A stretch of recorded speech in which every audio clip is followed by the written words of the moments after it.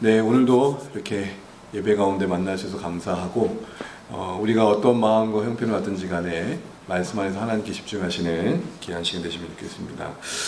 저는 개인적으로 구정을 지나고 나니까 저 개인의 마음입니다만 항상 저는 신정과 구정 사이 때는 그래도 약간의 안정감이 있는데 이제는 더 이상 쉴 날이 없다. 그러니까 그렇다고 제가 논다는 말은 아닙니다. 정서적으로 그렇다는 겁니다. 그래서 이제는 우리가 본격적으로 2026년이 시작됐구나 라는 마음을 갖게 되면서 다시 한번 우리가 그래도 낙자 하나님 앞에 품었던 마음들을 잘 지켜가고 이어가면 좋겠다 이런 생각들을 해보게 됩니다.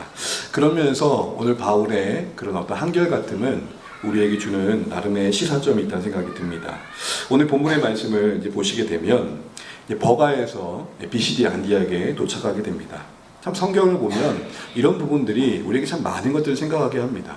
왜냐하면 버가에서 비시디아까지 거리는 대략 한 180km 정도 됩니다.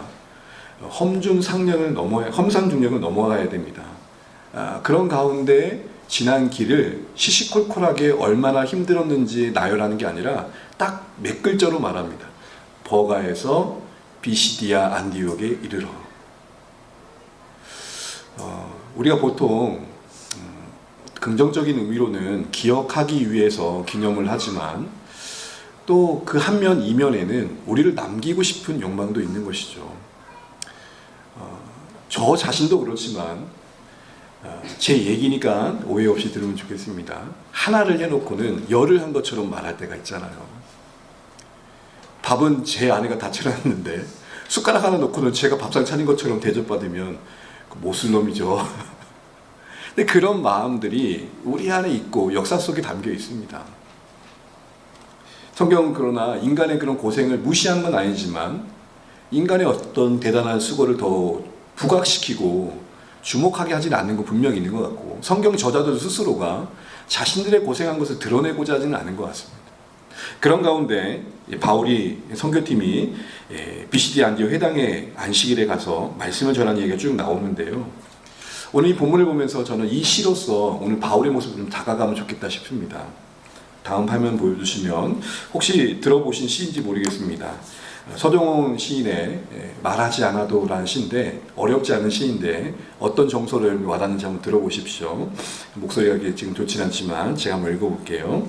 25년 전이나 지금이나 아내는 땅콩을 삶아서 못나고 쭈그러진 것을 먼저 골라 먹는다.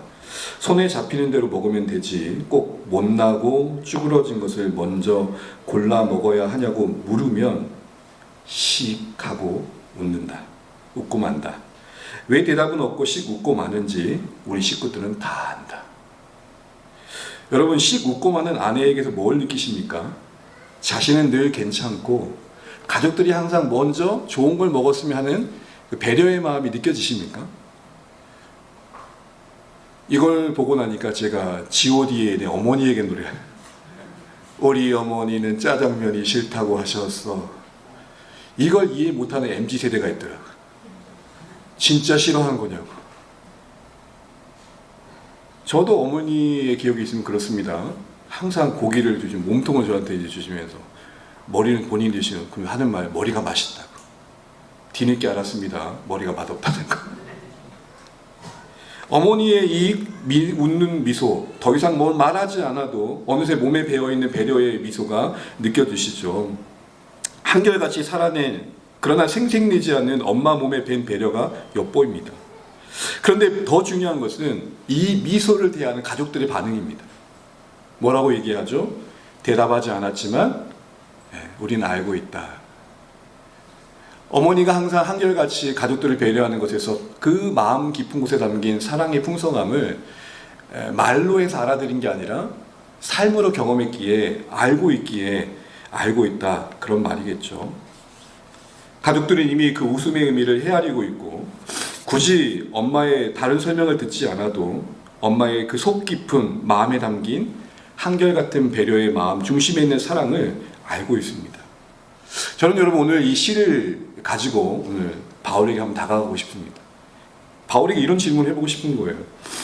그렇게 험상중년을 넘어서 고생해서 몸도 안 그래도 안 좋아서 힘들었을 텐데 그 산을 넘고 그 험한 길을 가서 좀 쉬지도 않고 곧장 안식이 되니까 안디옥에 가가지고 회당에 앉아서 뭔가 복음을 전하려고 하는 그 애씀 속에서 묻고 싶은 거예요. 지친 기색 없이 어떻게든 복음을 전할 기회 하나 얻으려고 애쓰는 그 모습에서 이런 질문을 해보고 싶은 거죠. 당신 왜 그렇게 사냐고.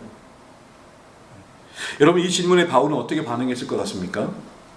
아마도 휙 하고 웃었을 것 같습니다. 구구절절 다른 설명을 하지 않았을 것 같습니다. 자신이 고생한 거 생색내지도 않았을 것 같습니다.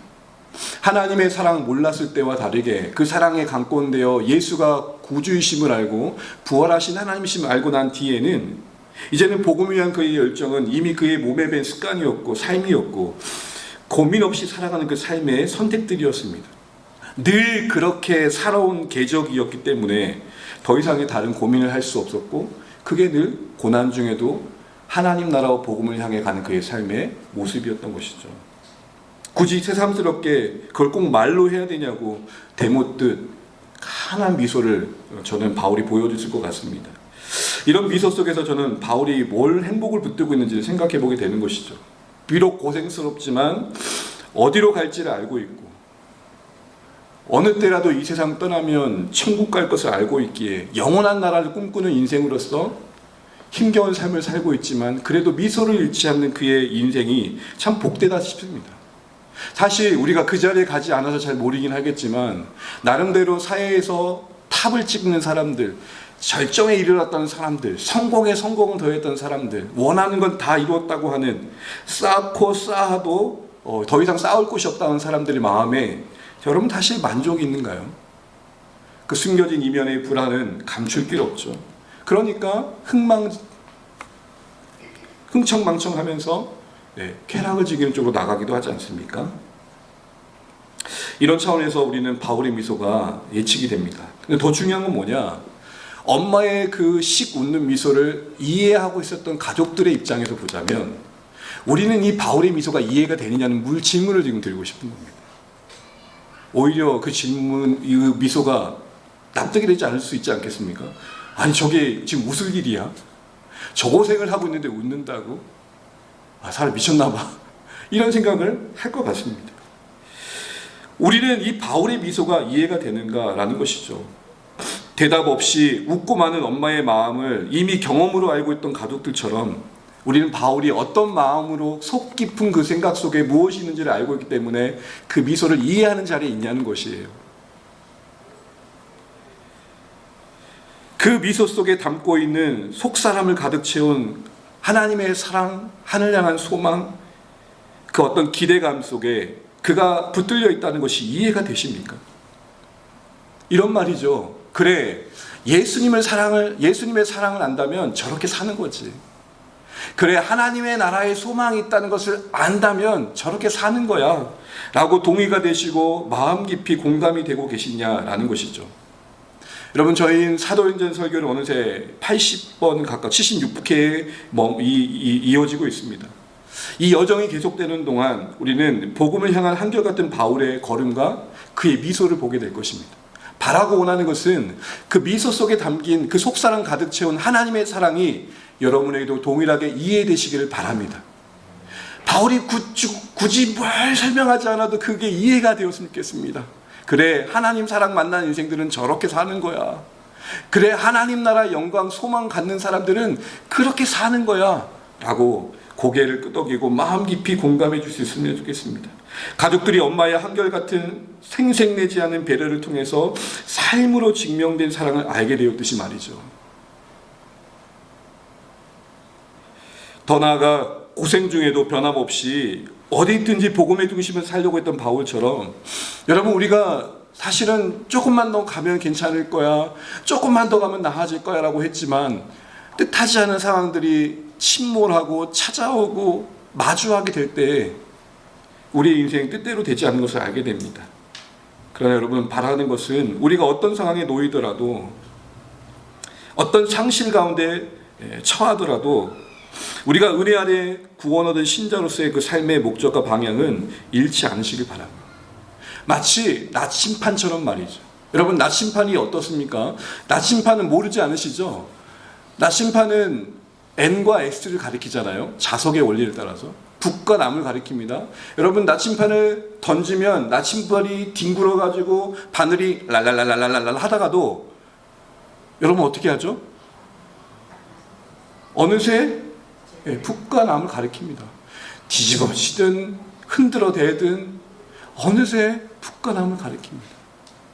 우리의 상황이, 우리의 삶이, 우리의 여건이 우리를 흔들어 대도 잠시 요동할 수 있지만 정신 차리고는 어느새 그 고생 중에도 하나님 나라를 향해 살아갈 수 있는, 하나님을 더 의지할 수 있는 우리의 신앙의 시선이 되시면 좋겠습니다. 왜 우리가 존재하는지, 왜 우리가 이 땅에 살고 있는지, 어떠한 부르심의 소망이 우리에게 있는지 다시 한번 잊지 않고, 어쩌면 우리의 삶의 여건에 따라 평소보다 좀 천천히 걷게 될 때가 있고 잠시 멈춰야 될 것 같은 시간들을 마주할 때가 있지만 적어도 방향만은 잃지 않는 주 안의 가족 되시기를 바랍니다. 그래서 서로를 보면서, 그런 삶을 보면서 엄마의 미소를 봤던 가족들의 마음처럼 나 그거 이해해, 우리 같이 잘 가보자, 이렇게 격려할 수 있는, 어쩌면 많은 말보다는 그런 신뢰의 시선이 공동체를 더 하나 되게 한다는 생각을 해보는데 여러분 어떠신가요? 이 시를 제가 읽으면서 한편으로 이런 생각이 했어요. 아, 이런 엄마를 본 적이 없다. 우리 엄마는 항상 닭다리를 먼저 씹더라. 제가 이 이야기를 우스갯소리로 하는 이유는, 목사님 뭔 말인지 알겠는데 제 주변에 그렇게 저의 마음에 감동을 주는 신자는 별로 없는 것 같은데 어떠죠? 이런 말을 하는 분들 제가 종종 만납니다. 그때 제가 직접 말을 하지 않는 경우들이 많지만 속으로는 그렇게 얘기합니다. 성도님 먼저 그렇게 사시면 어떨까요? 여러분 먼저 닭다리를 누구한테 먼저 주시면 안 될까요? 물론 많은 부모님, 어머님들, 아버님들 피해자이신 걸 압니다. 애들이 배려가 없죠. 자기들 다 먹어놓고서는 남겨놓은 거는 닭갈비나 남겨놓고 우리 서로 오늘 이 어머니의 미소를 이해하듯, 가족들이 그것을 이해하듯 오늘 바울의 이 헌신의 미소를 이해하면서 하나님 나라를 향한 여정을 걸어가면 좋겠습니다. 그리고 나서 오늘 보니까 15절에 해당해서 어떤 일이 일어난지를 소개하고 있는데 우리 15절 말씀 같이 한번 읽어보겠습니다. 시작.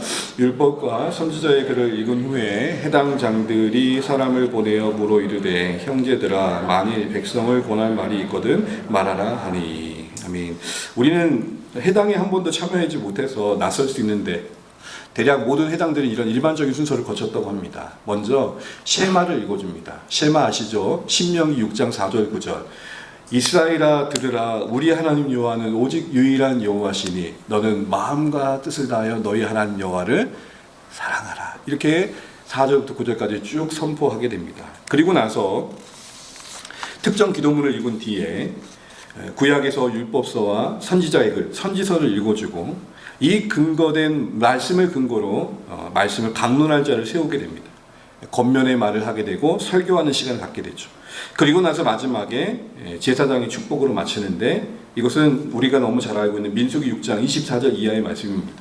여호와는 내게 복을 주시고 너를 지키시기를 원하며 여호와는 그 얼굴을 너에게로 향하여 두사 은혜해 주시기를 원하며. 이 말씀 기억하시죠? 이 대제사장의 축복으로 해당의 모임은 마쳐지게 됩니다. 그런데 오늘 본문을 보면 15절에 해당의 순서의 한 부분이 소개되고 있습니다. 지금 해당자는 말씀을 권할 자를 찾고 있습니다. 율법서를 읽고 선지자의 글의 일부를 읽은 다음에 이 글을 근거로 오늘 모인 해당의 사람들에게, 해당장에 모인 사람들에게 강론할 사람을 찾고 있었습니다. 사람을 보내어서 누구에게 마침 간 겁니까? 바울과 선교팀 있는 자리로 사람을 보낸 겁니다. 이 장면이 오늘 우리가 보고 온 15절의 말씀입니다. 당시의 해당장은 해당 모임 가운데 모든 걸 주관하는 자였고 누가 그 강론할 자리에 서게 되는지에 대한 결정할 수 있는 고유의 권한이 있었습니다. 그렇게 기회를 얻은 사람은 자신의 개인의 생각을 하는 것이 아니라 말씀드린 것처럼 말씀에 근거한 신앙의 권면을 했어야 됐던 것이죠. 주목하고 싶은 것은 마침 사람을 보내어서 강론자로 세우고자 했던 사람이 바울이 있었다는 것입니다. 이게 그냥 지나칠 수 있을 것 같지만 당시 여러분이 그 자리에 앉아있는 한 사람이라 생각해 보면 이건 놀라운 일이 아닐 수 없습니다. 왜냐하면 회당이 모일 때마다 정기적으로 그 지역의 랍비들은 강론을 했을 겁니다. 그리고 그 지역에 지도자도 있었기 때문에 말씀을 전할 수 있는 사람들은 많았습니다. 어쩌면 외부인에게 전할 기회를 주는 것도 하나의 갈래이긴 했지만 당시 여러분 바울이 갈라디아서의 표현을 보자면 육신이 연약해서 갈라디아 성도들에게 실족해 할 만큼 했다면 아무리 해당장의 시력이 안 좋았다 하더라도 몸 상태가 안 좋아 보이는 바울에게 이야기하라고 하진 않았을 것 같습니다. 어떠십니까? 여기 목사님들이 몇 분 앉아 계시는데 제가 말씀을 드릴 기회를 누군가에게 소개할 때 그래도 조금 은혜스러운 보이는 분을 세우지 몸이 의사로 새겼습니까? 여러분 갈라디아서를 보게 되면 바울이 몸이 아팠단 말입니다. 뭔가 풍토병에 걸려가지고 안 좋은 상황인데 그 사람을 세우지는 않았을 거예요. 이렇게까지 보게 되면 지금 바울이 이 자리에 소개된 게 놀라운 일이 아닐 수 없는 것이죠. 다시 정리해서 말씀드리면 오늘 이 해당장이 여러 사람들이 가능한 상황 중에서도 바울에게 가서 강론을 요청했던 것은 자연스러운 한 일이긴 했지만 우연의 일만으로 비칠 수 없는 하나님의 기회를 열어주심으로 볼 필요가 있다는 것입니다. 비시대 안디오 회당에서 바울에게 사람을 보내 설교를 요청한 일은 다른 선택지가 충분히 있었음에도 불구하고 하나님께서 조용히 바울과 선교팀 있는 그 자리에 함께하고 계시고 돕고 계신 것들을 보여주고 계신다는 것이죠. 여러분 본문 어디에도 그러나 하나님께서 직접적으로 해당장을 주장하셔가지고 바울에게 가라고 조종했던 근거는 없어 보입니다. 무슨 말이냐? 모두가 그 자리에 참여하는 모두에겐 그게 늘 있었던 질서대로 진행되고 있었을 뿐입니다. 그런데 그 자연스러운 절차 가운데 하나님은 조용히 그 하나님의 인도하심을 그 가운데 베풀고 계셨다는 것이죠. 보이진 않지만 애써 수고하여 험상중령을 넘어가지고 안디옥까지 이른 그 바울과 선교팀을 위로라도 하듯이 어쩌면 그 해중석에 앉아있는 바울의 입장에서는 자신에게 기회가 올까 말까 조마조마하고 있었을 그때에 그에게 말씀을 나눌 기회가 주어졌던 것은 큰 위로가 되었을 겁니다. 마치 어떤 결과를 기다리고 있는 사람에게 이게 될까 말까 할 때 그 결과가 주어졌을 때 붙게 되는 마음처럼 말이죠. 여러분 성경 중에 아마 상식적으로 아시는 분들도 계실 텐데 66권의 성경 중에 하나님이라는 이름이 한 번도 나오지 않은 성경이 딱 한 권 있습니다. 여호와라는 이름이 주님이라는 이름이 단 한 번도 언급되지 않았음에도 불구하고 성경에 포함되어 있는 성경이 있습니다. 여러분 뭘까요? 뭘까요? 힌트를 드리면 여왕이 나옵니다. 아몬도 나옵니다.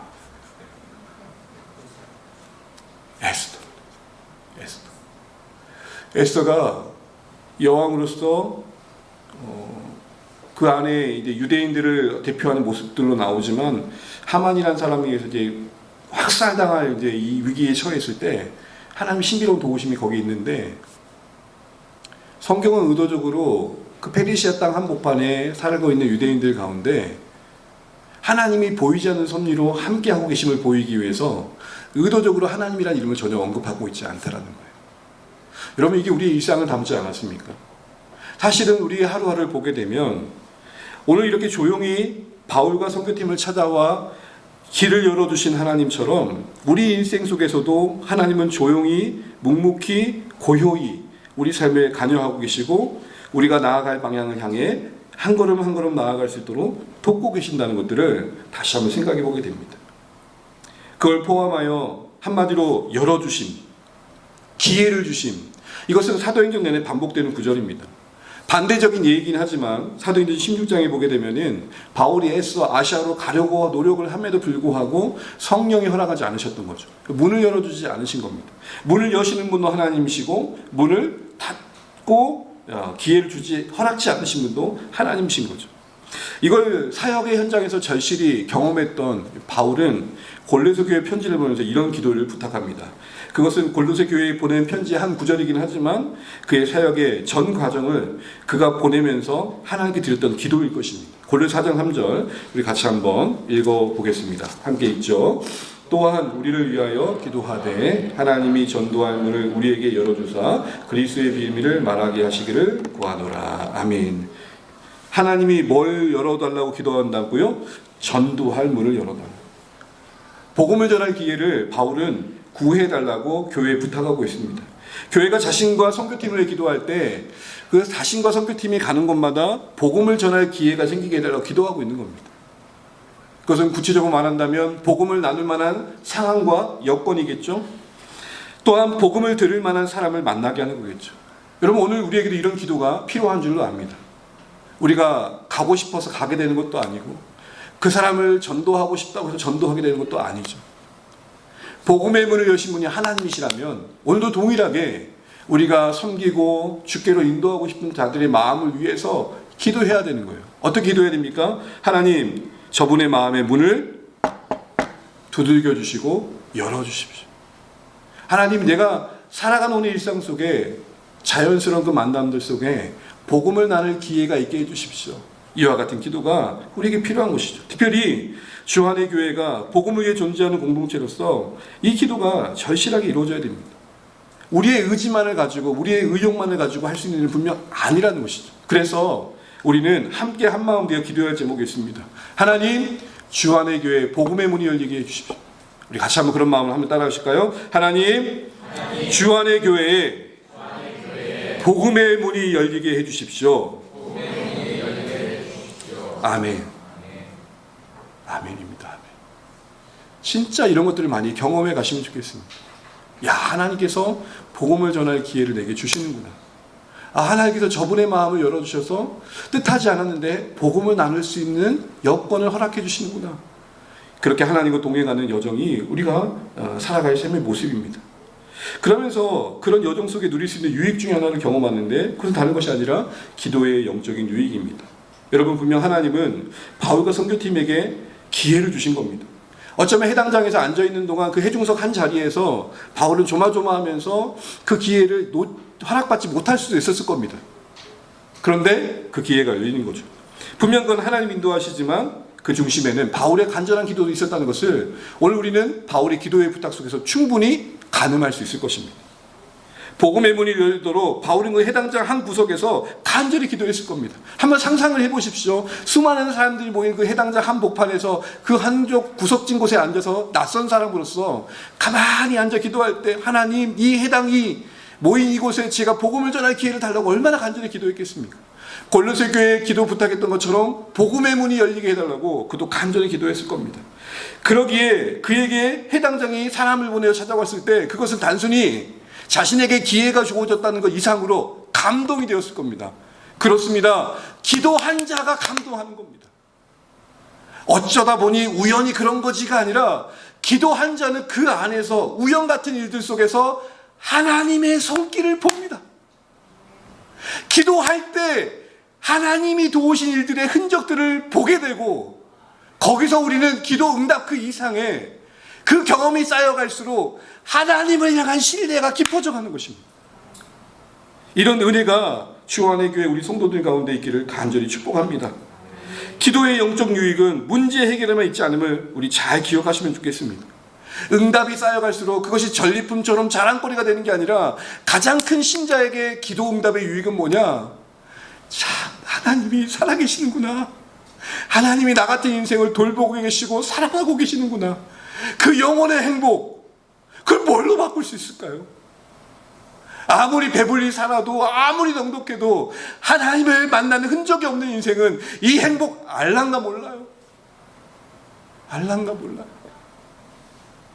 우리 인간관계 속에서도 뜻하지 않은 도움 속에서 나는 버려진 인생이 아니라 누군가는 나를 향해 관심 갖고 있고 누군가는 나를 향해 지지하고 있고 나를 깨닫게 될 때 살아가야겠다,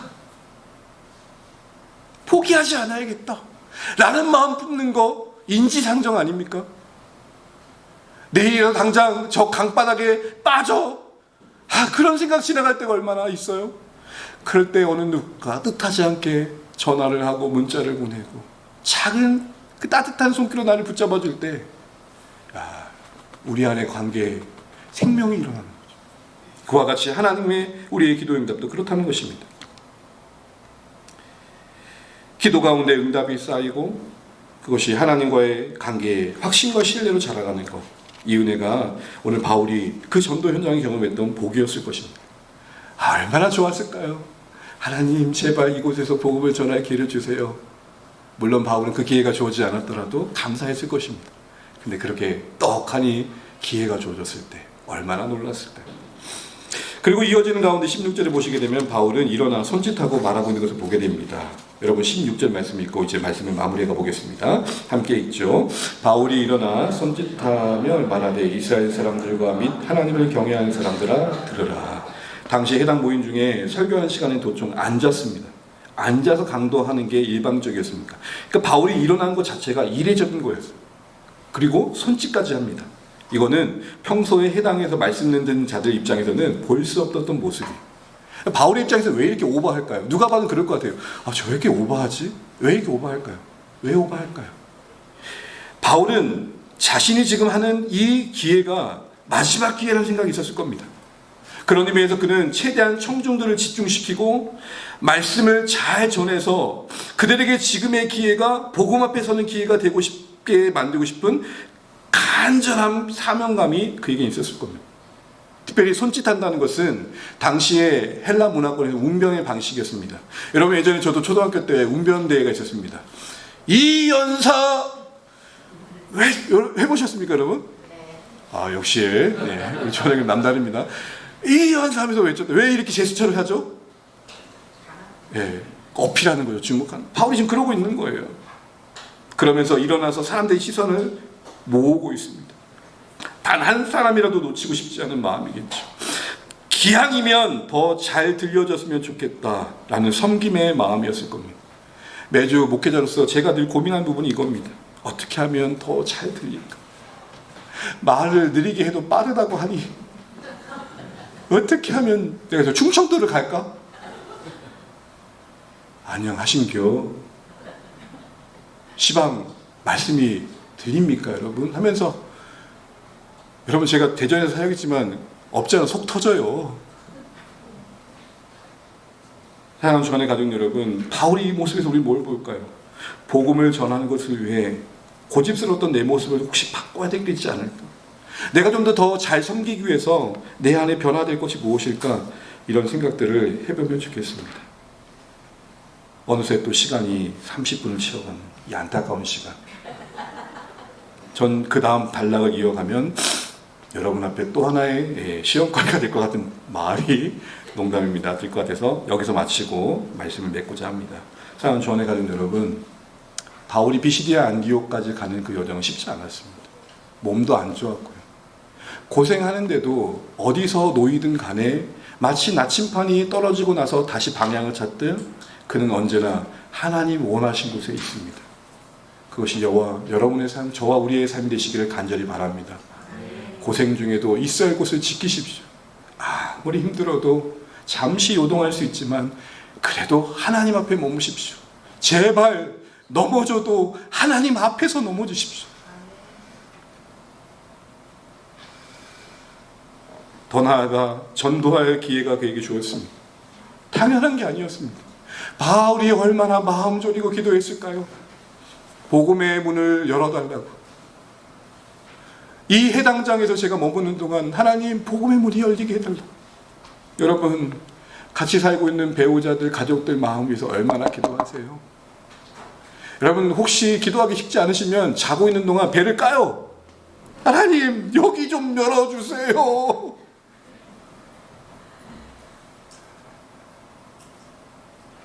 또한 그는 어떻게든 그 주어진 기회에 자신의 모습을 바꿔서라도 최대한 집중시켜서 지금이란 이 시간에 그들이 복음 앞에 서도록 애썼습니다. 이런 노력들, 단순한 퍼포먼스가 아니라 섬김이었습니다. 이런 섬김들 우리가 다시 한번 돌아보시면서 복음의 영의 삶의 여정이 하나님 앞에서 아름답게 계속되시기를 간절히 축복합니다.